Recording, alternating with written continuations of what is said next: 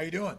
This is Roderick Barnes with Communion Chapel out of San Antonio, Texas. And I am taking a moment to do a dramatic reading of a Bible passage for you. One of my favorites, John chapter 4.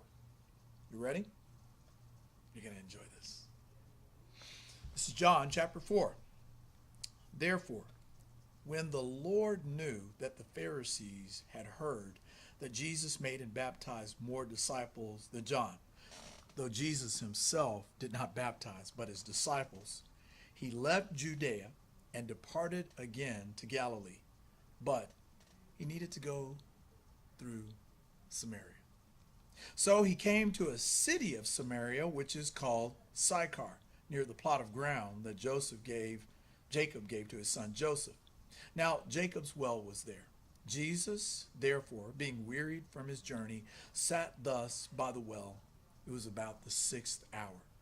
And a woman of Samaria came to draw water. Jesus said to her, "Give me a drink."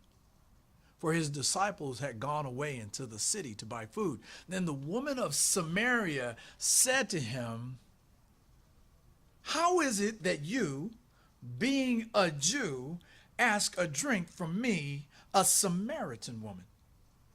For Jews have no dealings with Samaritans. Jesus answered and said to her, "If you knew the gift of God and who it is who says to you, 'Give me a drink,' you would have asked him, and he would have given you living water." The woman said to him, "Sir, you have nothing to draw with, and the well is deep. Where then do you get that living water? Are you greater than our father Jacob, who gave us the well and drank from it himself, as well as his sons and his livestock?" Jesus answered and said to her, "Whoever drinks of this water will thirst again, but whoever drinks of the water that I shall give him will never thirst. But the water that I shall give him will become in him a fountain of water springing up into everlasting life." The woman said to him, "Sir, give me this water, that I may not thirst, nor come here to draw." Jesus said to her, "Go, call your husband and come here." The woman answered and said, "I have no husband." Jesus said to her, "You have well said, 'I have no husband,' for you have had 5 husbands, and the one whom you now have is not your husband, and that you spoke truly."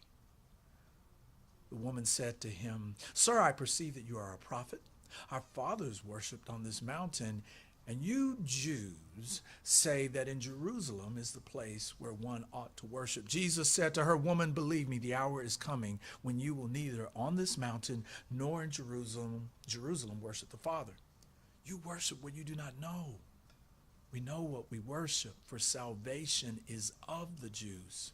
But the hour is coming, and now is, when the true worshipers will worship the Father in spirit and truth.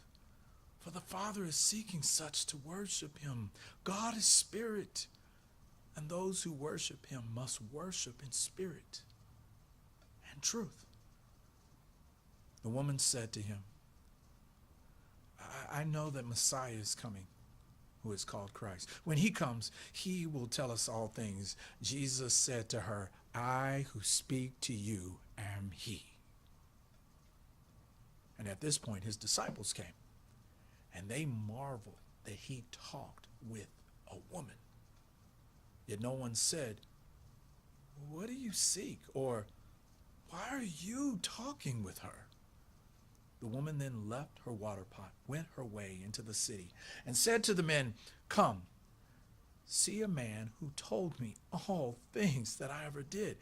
Could this be the Christ?" Then they went out of the city and came to him. In the meantime, his disciples urged him, saying, "Ravi, eat." But he said to them, "I have food to eat of which you do not know." Therefore the disciples said to one another, "Has anyone brought him anything to eat?"